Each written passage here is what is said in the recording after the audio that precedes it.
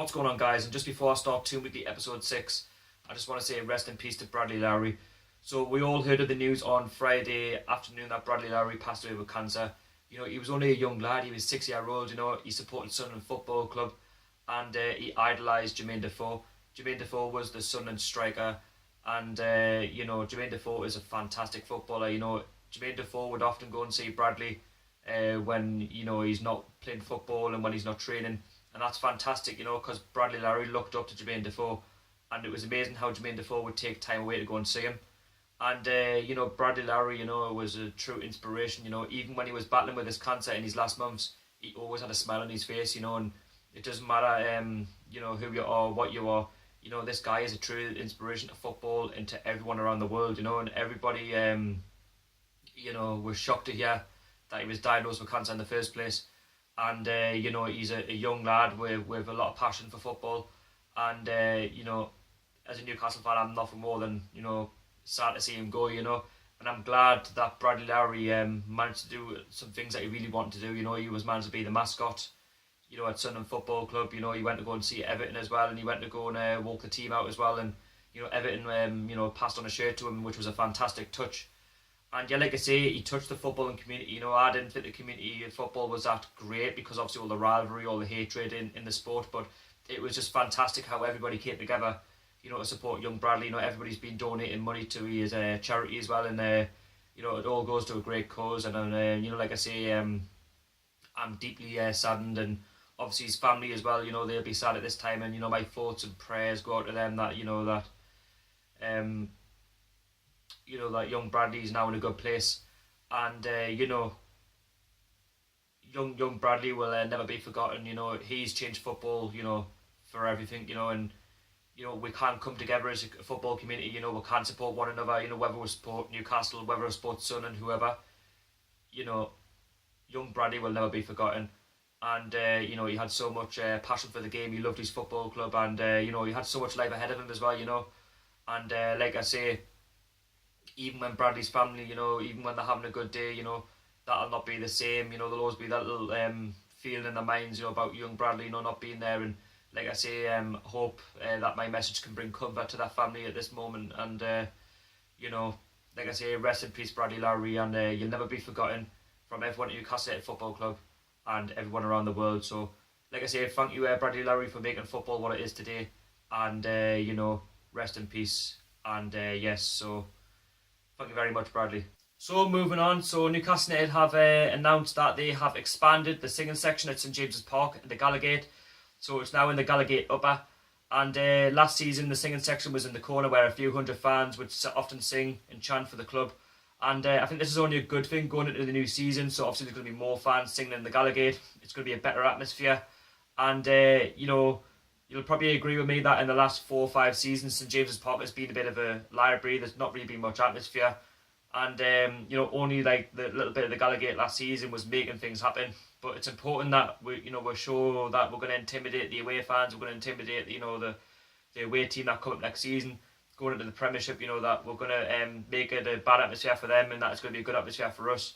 And, having all these fans, it's going to work in our advantage, And, playing against the likes of Chelsea, Arsenal, Liverpool, Tottenham, all the big clubs, we're going to have that some sort of atmosphere, to try and G up the lads, to try and get through, to get 3 points, because we're going to need that in the Premiership, And, it's going to be difficult to, to have that consistent run that we had in the Championship, because the Premiership is a totally different league.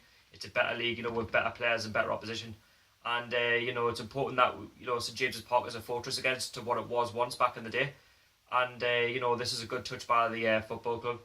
So, moving on. So, it was announced on Monday night that the Hearts fixture, our first pre-season friendly of the season, has now sold out. So, you can't buy tickets for that game. And the only way you can probably see it is through updates on the Sky Sports app, the BBC app, or social media like Facebook and Twitter. I mean, there might be something to find it on, but I don't know about that too much. But, again, that's fantastic. We weren't allocated too much from Hearts, a couple of thousand fans, and the fact that we've sold out already is fantastic for a pre-season game, and everyone's looking forward to the new season under Rafa Benitez and moving forward into the Premiership, seeing the new lads. The result doesn't matter too much. It's all about seeing the lads, seeing the new signings. Obviously, Christian Atsu, who we already know about, who was on loan at the football club, is his deal's been made permanent. Obviously, Lejeune as well, the centre-back who was signed for £8.7 million from IBAR. And that's fantastic. And, hopefully that continues. That's a game I'll not be at, but I will be at Preston and Bradford away. I'll be vlogging those games as well, so stay tuned for that and subscribe if you want to see those vlogs. And, that's fantastic. So obviously moving on to the latest club news. So on Sunday, the Newcastle Legends were playing in the PAF Cup against Felon FC at Dunton UTS. The Newcastle United Legends won 7-1, featuring Gaza, Keith Gillespie, Peter Beardsley. And, it turned out to be a fantastic game. I wasn't there, but I've seen a few clips, and I was good I wasn't there, and Pavel Srdacek would have been, smiling at the likes of Peter Beardsley, Gaza, all the rest of the lads playing and showing their support, for him and his charity. And, I wish I was there. But again, it was a good atmosphere. And, Pavel Srdacek was a fantastic goalkeeper back in his day. He was a legend at the football club. And he'll never be forgotten. So, like I say, rest in peace, Pavel Srdacek. And, this is a cup that we'll bring out every year. And I hope this continues. And hopefully I can try and vlog this experience next year. But like I say, rest in peace, Pavel Srdacek. He'll never be forgotten. So, moving on to transfers, ins and outs. So, you probably already realise that, it's been rather quiet on the Newcastle front since signing Florian Lejeune for £8.7 million. We've been linked with the likes of Casilla from Real Madrid. He's the second goalkeeper to Keylor Navas at Real Madrid. He is looking for another club to play first team football at. And would this be a perfect signing for me? I'm not too sure. I'd rather have Joe Hart, if I'm honest. But again, we've been linked with everybody as well, we've been linked with Grozicki as well from Hull City. We've been linked with Andros Townsend again, we've been linked with a few players. And obviously, we've also been linked with Armand Traore as well from Middlesbrough. So again, apparently these deals are quite close. Jacob Murphy as well from Norwich City, he's been linked with the football club. But again, these are all rumours. Again, whether they're going to happen, I don't know. I mean, I've heard the likes of Dwight Gale might be moving to Middlesbrough. I hope that doesn't happen because, again, he scored 20 plus goals for us last season and he needs his chance in the Premiership. He's a young lad. He's hungry to play football. And, he's got a bit of pace about him, which the likes of Mitrovic and Murphy lacked last season. And, moving forward, we need to keep all the best players, and Gale was one of our best players last season. And obviously, Newcastle United have signed 3 youngsters. So Newcastle United have signed Stephen O'Connor from Arsenal. He's a centre-back, 20-year-old. We've also signed Joseph Vianney as well from Everton FC. And we've also signed Judito as well, Lopez, who was also at the club last season, but obviously couldn't play. He was restricted to friendly games because obviously his international clearance. They've also passed that international clearance, and they'll be joining up in the under-23s, and Peter Beardsley will be coaching them. And like I say, they're ones for the future. Like I mentioned in the last Toon Weekly episode, it's amazing how we're signing all these youngsters, and we can bed them in at the under-23s and then get first-team competitive football in the near future. And they can learn so much from Peter Beardsley because he's a fantastic guy, and Peter Beardsley's a legend, and there's no better person to learn from than Peter Beardsley. And like I say, I wish these 3 guys all the best and moving forward.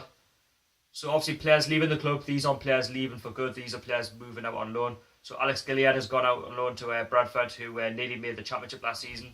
They'll be back in League One next season, and we'll be obviously playing Bradford in a pre-season friendly, which he'll not feature because obviously he's out on loan from us.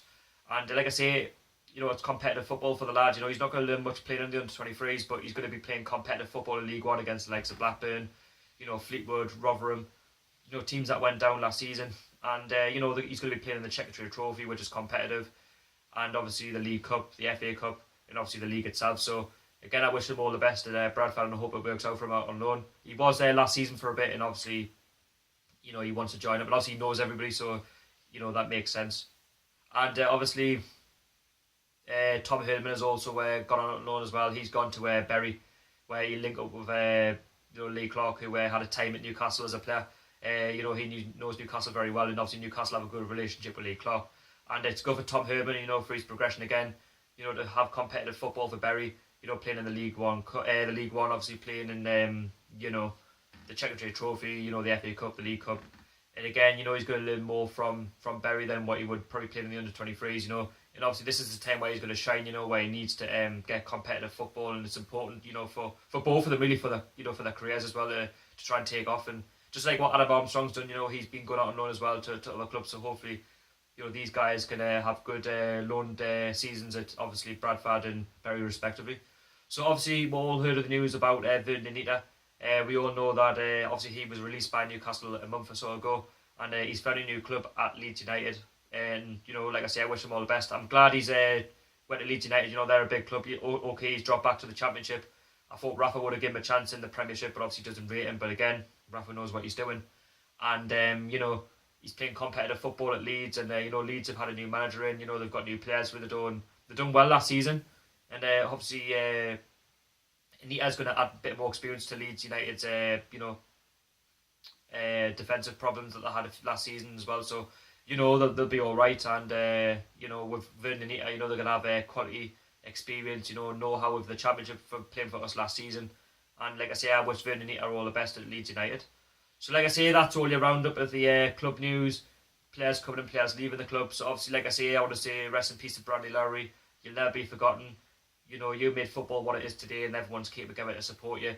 And I wish the family comfort from this message, and everybody supporting you both. And I hope people continue to donate for Bradley Lowery's foundation as well and charity. So again, that's all the news. Obviously, the likes of Traore and Casillas being linked with a football club. Joe Hart's still in the pipeline as well. So just before I go, I just want to say thank you for watching. I know they're long videos, but hopefully this week it's not too long. It's just, getting all the Newcastle United weekly news and putting them into one video. And like I say, I want to say thank you for all your support. Thank you for liking the 2 weekly series and sticking with us. And if you like all my videos that I bring out, please subscribe, because I really want to grow this channel and I want to get bigger and better. And not like big compared to the other YouTubers, but just grow the channel, and get a lot of interest out there. And, I'm producing 2-3 videos a week. And like I say, if you can subscribe and you can comment, it can help me out and improve as a YouTuber. And like I say, I would say a big massive thank you to all you guys who support me. And like I say, it doesn't go unheard. And please like and subscribe to Newcastle United One Club One City. Also follow me on social media as I'm on Twitter and Instagram. And it's been Sharky speaking. I'll see you all later. Ta-ra.